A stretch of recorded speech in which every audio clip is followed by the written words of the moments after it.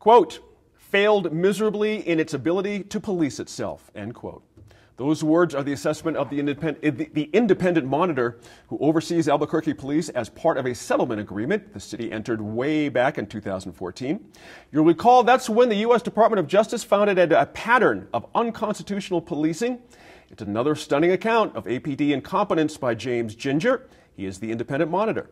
As detailed by reporter Elise Kaplan in the Albuquerque Journal, Mr. Ginger said field officers are still failing to report use of force incidents.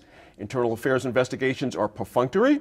Discipline is meager, and the union is meddling in those investigations. But wait, as they say, there's more.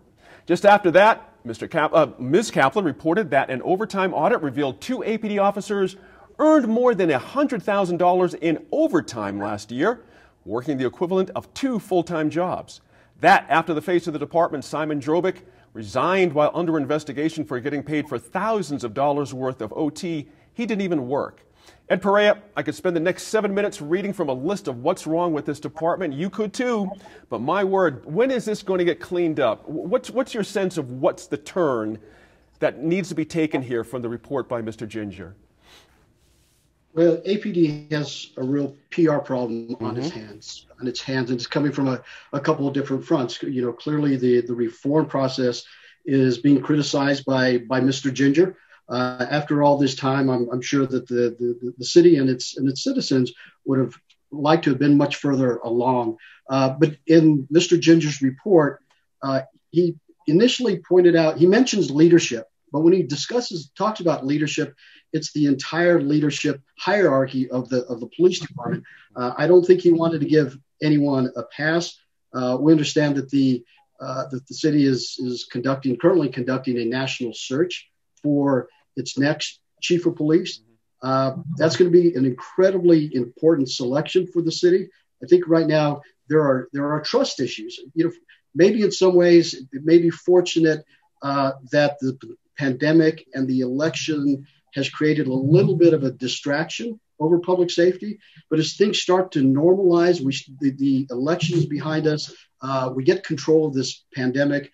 The focus is going to draw its attention back on APD and how APD is functioning as an organization. And so I know that the mayor in his national search is trying to find that right person for the job, and that's going to be critical. Who do you bring in for that position? I think he's also going to have to deal with the fact that he is up for re-election next year, right. And I'm wondering if that might chill some of that applicant pool, those who might be top-notch potential chiefs of police, but not want to take that risk. So there are a few things in which this administration is going to have to overcome in their selection of the chief of police. Gotcha. I know in the past search, they had some high-caliber individuals who had an interest in Albuquerque, and we hope to see an additional group of high-caliber individuals. That's an interesting point you make, though, about how the re-election might impact someone's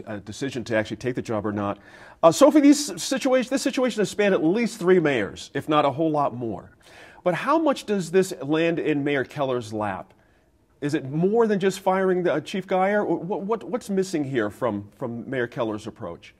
Well, I mean, as you said, 3 different mayors. It's clear that the problems with APD are intractable. That they're not political in nature in the sense that we had a Republican mayor, we have Democratic mayor, but all of that said, they still do need to be addressed. They need to be corrected. And I'm going to bring in one other news story that we saw this week relating to APD, the dismissed police officer whose DUI cases are now also having to be dismissed because they're not able to provide correct evidence for those cases. So, we have the sort of big picture problems with APD, and then we see them coming down to just the basic street level where people expect to see effective policing, which is extraordinarily difficult to accomplish when you have this pattern and practice as the report says of inadequate supervision and inadequate training. Gotcha. Lieutenant Governor, interesting quote here from Mr. Ginger. which really kind of frightened me, honestly. He said the department is, quote, on the brink of a catastrophic failure, and that APD is now worse than anywhere he has ever seen in 3 decades of doing this kind of work. That's amazing when you think about it. It is amazing, and it, as Sophie said, some of these problems have spanned not just the last 2 mayors, but for decades, the police department.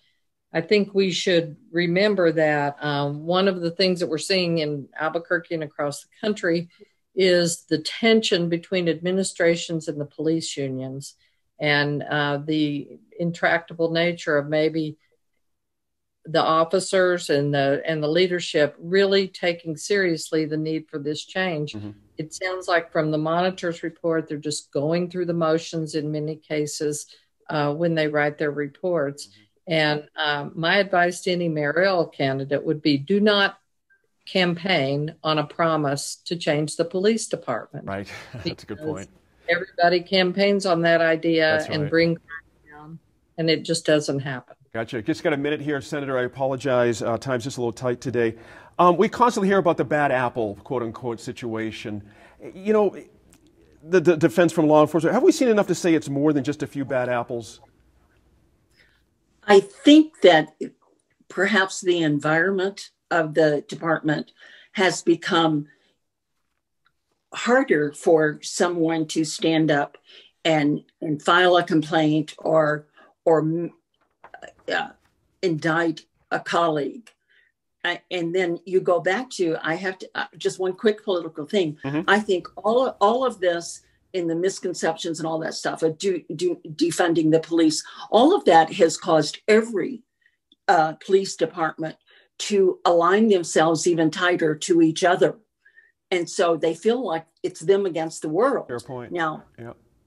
as we've said, this has been going on for some time in Albuquerque, but I think right now it's going to be a yeoman's task to try to get everybody lined up together. That's to right. Work at making the changes. And I remind all of us that I've seen footage from back when Pete Domenici was the city manager.